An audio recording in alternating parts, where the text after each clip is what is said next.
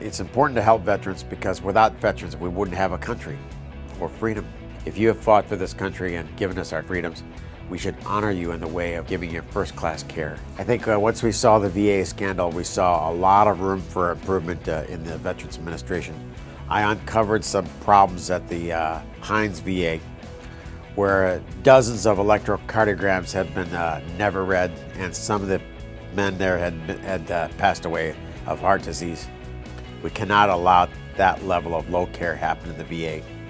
We got to make sure of the several 100,000 Illinois veterans they get much better care. We called for the replacing of the director of the Hines VA, a completely corrupt woman who was running that VA into the ground.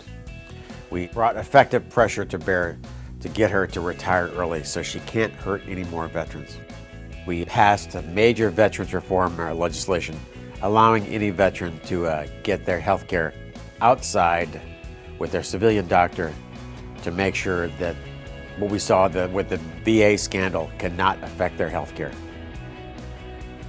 Right now, when a soldier comes back from Afghanistan or Iraq, they have to wait over 350 days to have their disability claim adjudicated by the VA. What we did is pass the Johnson-Kirk 10-point reform plan to make sure that veterans didn't have to wait over a year for their disability claims with the VA. If a wounded veteran comes back from the field, we should be able to adjudicate the claim in about 10 seconds.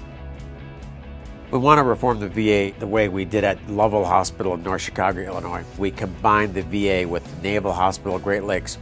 It's half VA, half active duty. That was because of my assumption that active duty doctors and nurses would take much better care of brothers and sisters in arms. The key priorities that I have there is to make sure that we have a unified medical record for all active duty and the VA to make sure if you leave the armed service of the United States, you just pass seamlessly with all of your records intact, making sure no information is lost. All your care is seamlessly taken care of. So we know everything that we need to know about you, and we're caring for you in the right way. It looks like with Republican takeover the Senate, I will become the chair of the Senate Appropriations Subcommittee on Military Construction and Veterans Affairs.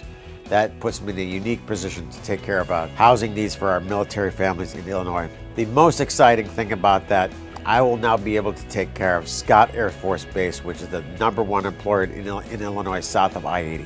Having served 23 years in the Navy Reserve, it's tremendously rewarding for me to be able to give back to my brothers and sisters in arms.